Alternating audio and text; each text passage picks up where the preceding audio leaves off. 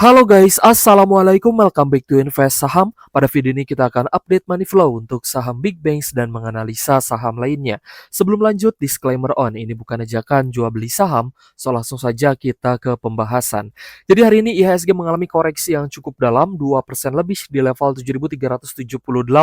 Dan ternyata investor asing pun hari ini mencatatkan net sell sebesar 1,3 triliun rupiah di market reguler.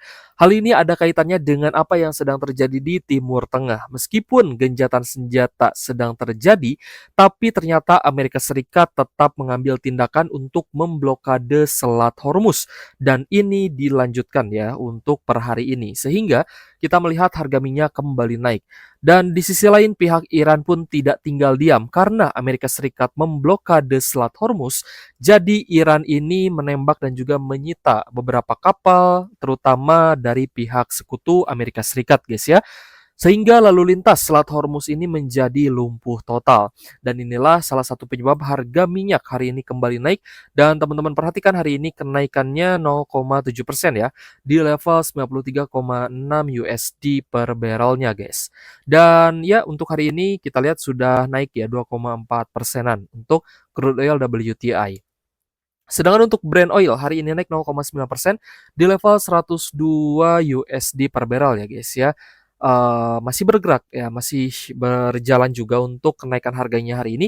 So, kita cek juga harga gold hari ini turun 0,2% di level 4.726 USD per troy ounce. Sedangkan untuk harga coal atau batu bara naik 0,2% di level 132 USD per tonnya. Dan biasanya ketika minyak naik, dolar pun akan ikut naik guys, karena transaksi jual beli minyak ya antar negara itu memang menggunakan US dollar. Dan ketika minyak naik, maka US dollarnya akan semakin dibutuhkan.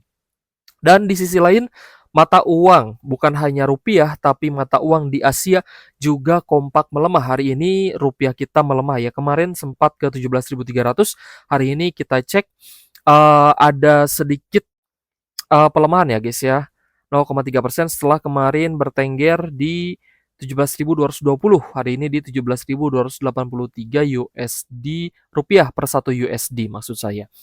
Kita coba lihat guys untuk 5 hari terakhir ya rupiah kita terus melemah guys ya.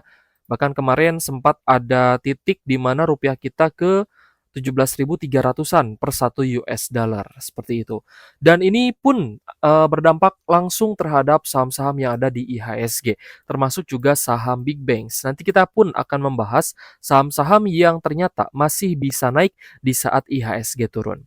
Dan juga kita akan rekap saham yang hari ini paling banyak diakumulasi dan didistribusi terutama oleh investor asing. Tapi kalau misal teman-teman hari ini ada tradingan, ada scalpingan di saham-saham gorengan, ya keuntungannya berapapun patut teman-teman syukuri ya, harus disyukuri. Karena di sisi lain memang marketnya sedang turun ya guys ya, secara overall dan juga ada net sell tentunya. Hari ini BRI pun bahkan turun kembali 2,4% di level 3.160 per saham. Ada distribusi dari ZPCC dan juga AK dan retailnya kembali masuk di BRI. Kemungkinan mereka yang averaging down ya, karena melihat BRI-nya sudah turun lebih murah dari harga support sebelumnya di 3.200-an. Jadi, BRI secara tidak langsung dia breakdown dari zona support. Nah, kalau misalkan teman-teman swing, harusnya kemarin itu ambil di 3.200-an ya guys ya. Dan ketika naik sebelum come date dividend, ini kan lumayan nih naik 8% ya guys ya. Hampir setara lah, bahkan sedikit melewati ya guys ya, yield yang dibagikan oleh BRI untuk dividen finalnya saja.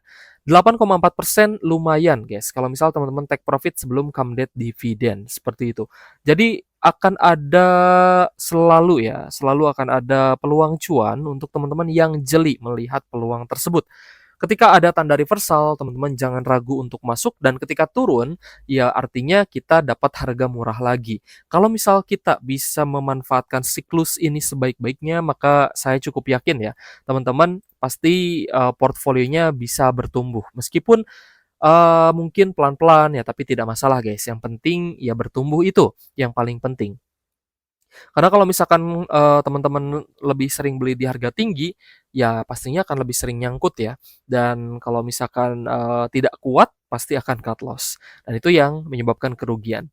So, hari ini kita cek untuk BBRI, guys. BRI-nya hari ini net sell asing 632 miliar ya. Di net sell 632 miliar dengan koreksi 2,4%. Jadi untuk BRI net sell hari ini lebih besar. Kemarin di 400M, hari ini 600M. Artinya asing masih mengobral saham BRI. Belum ada rencana lagi sepertinya dari asing untuk kembali masuk di BBRI gitu ya. Jadi intinya akan ada harga yang lebih murah lagi untuk saham Bank BRI, sehingga saya rasa ini akan menjadi peluang terutama untuk teman-teman yang mungkin mengincar BRI-nya untuk dividen investing ya. Nah ini guys, masih ada area lower low ya, jadi harus diperhatikan dulu, jangan buru-buru ya teman-teman. Kita akumulasinya bertahap saja, seperti itu. Selanjutnya BNI. BNI ini agak berbeda guys dengan BRI ya.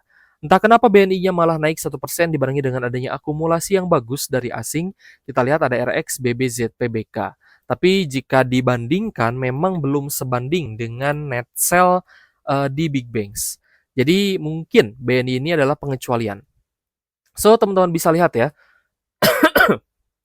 untuk BNI, kemarin itu net buy 112 miliar, hari ini net buy di 109 miliar.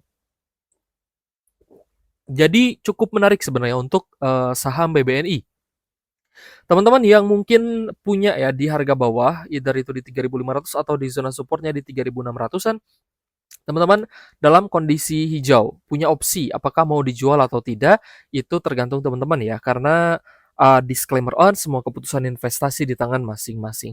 Kecuali yang masih averaging down, ya teman-teman dikasih peluang nih, kalau misalkan averaging down-nya nanti sukses, otomatis harga average teman-teman akan terjemput. Kalau BNI-nya lanjut di net buy dan lanjut naik lagi. Kita coba lihat besok, apakah BNI ini kuat untuk naik lagi di saat big banks lainnya turun atau tidak.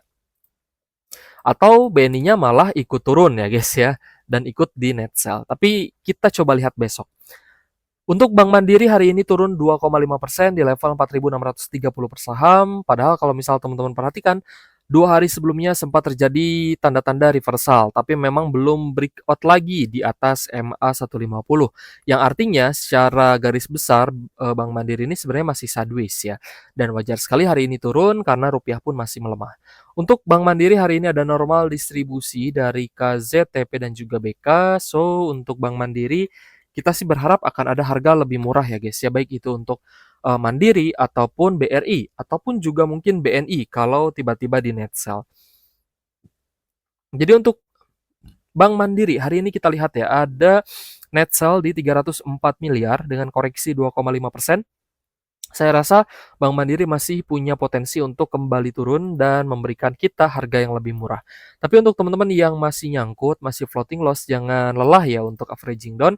Toh sahamnya juga rutin bagi dividen, jadi teman-teman pasti akan dapat uang tunggu dari dividennya. Meskipun teman-teman mungkin akan nyangkut ya atau floating loss cukup lama nih. Karena kita belum tahu kapan Bank Mandirinya atau Big Bank lainnya akan naik. Karena kan sebentar lagi juga sell in Mei.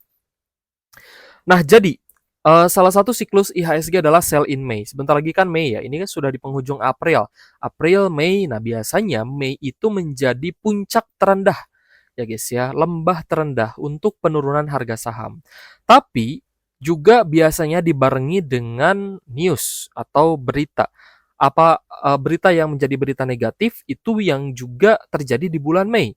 Ya ibaratnya ada juga yang mungkin ya yang by design gitu ya untuk menurunkan saham di bulan Mei agar terjadi juga sell in Mei. Ya pastinya kalau kita sudah tahu siklusnya, kita akan prepare. Saya juga ada prepare guys, saya juga ada persiapan untuk memborong saham kembali di bulan Mei nanti. Kalau misalkan menjadi terendahnya ya untuk saham atau bottomnya saham. Karena kemarin kan kita lihat beberapa saham, terutama untuk Konglo dan saham-saham big caps, itu kemarin ada rebound, ada naik. Jadi ya saya jualan aja gitu guys ya. Saya ikut siklusnya aja deh, karena kan ini masih masih belum 100% stabil dan masih bisa turun. Untuk BCA koreksi 0,3% di level 6.425 per saham, tapi kita lihat masih ada distribusi asing, ada BKZ, PTP sebagai top seller, dan mayoritas asing juga jualan ya untuk di Bank BCA. Jadi untuk BCA hari ini net sell 83,8 miliar. Jadi kesimpulan untuk big banks, masih ada potensi penurunan yang bisa lebih dalam lagi jika ternyata investor asing kembali melakukan penjualan alias net sell besar-besaran. So, kita akan bahas saham yang lebih menarik ya, karena kita tentunya mencari peluang meskipun di saat IHSG kita turun. Saham yang ternyata naik adalah saham-saham sektor oil and gas ya guys ya, dan ini bisa teman-teman manfaatkan peluangnya untuk trend following. Ya tentunya kita kan ingin dapat cuan rutin ya, meskipun mungkin kita tidak bisa nih dapat uang rutin tiap hari dari swing, tapi setidaknya kita tahu mana saham yang potensial. Ya setidaknya 2 hari sekali, 3 hari sekali dalam 1 minggu kita bisa take profit, otomatis kan kita juga dapat income tambahan. Seperti itu ya. Jadi kalau menurut saya cuan di saham itu terkadang tidak menentu guys ya. Terkadang kita bisa hari ini beli, besoknya bisa jual, alias kita bisa scalping atau BSCP, kita bisa dapat income tambahan setiap hari. Tapi terkadang juga ya kita harus menunggu. Ya, atau kita harus menggunakan strategi-strategi yang range-nya lebih lama, misalkan swing atau trend following gitu ya. Tunggu sampai dia benar-benar mentok naik baru kita jualan, seperti itu. Salah satunya di saham Medco. Medco juga menunjukkan tanda-tanda kenaikan kembali di saat harga minyak dunia kembali naik ya tadi. Naik 5,8% untuk Medco di 1.800 per saham. Ada akumulasi dari AK dan juga BK guys. Dan asing juga terpantau masuk ya untuk di Medco. Jadi cukup menarik nih untuk Medco. Coba teman-teman besok pantau. Dan hari ini net buy berlanjut bahkan lebih besar 147 miliar dibandingkan dengan angka di minggu-minggu sebelumnya. Ya minggu-minggu sebelumnya maksimal di 55 miliar gitu ya. Dan hari ini melonjak nih 147 miliar. Jadi semoga saham yang kita bahas menjadi peluang ya untuk teman-teman yang sudah paham strategi trend following untuk di saham-saham yang sedang naik. Tapi kalau misal teman-teman belum paham, silahkan dipelajari ya. Karena kalau misal teman-teman ketik di Google atau teman-teman tanya AI, bisa menjelaskan secara rinci bagaimana strategi trend following, bagaimana potensial risk and reward-nya, itu teman-teman bisa pelajari. Selanjutnya ada INRG. INRG naik 10,5% di level 2090 per saham. Dan kita lihat ada akumulasi dari AK dan juga PD guys ya. Asing juga terpantau masuk di saham INRG ini. Dan kalau misal kita perhatikan, INRG juga di net buy asing bahkan hari ini lebih besar, 105 miliar dibandingkan kemarin 93 miliar. Jadi sudah 2 hari ini saham INRG ini diakumulasi dengan begitu besarnya guys. So saya rasa ini peluang yang bagus di saham INRG, teman-teman bisa pantau besok dan bisa dimasukkan ke dalam watchlist kalau teman-teman berminat. Tapi kembali lagi ya, disclaimer on, semua keputusan investasi di tangan masing-masing. Selanjutnya ada Elsa. Elsa juga mengalami lonjakan baik dari kenaikan harga saham, secara teknikal juga naik ya 10% di level 805 per saham, dan secara volume hari ini juga ada kenaikan. So untuk Elsa sendiri ada normal akumulasi dari CCLG, AK dan juga BK. Kita cek untuk saham Elsa.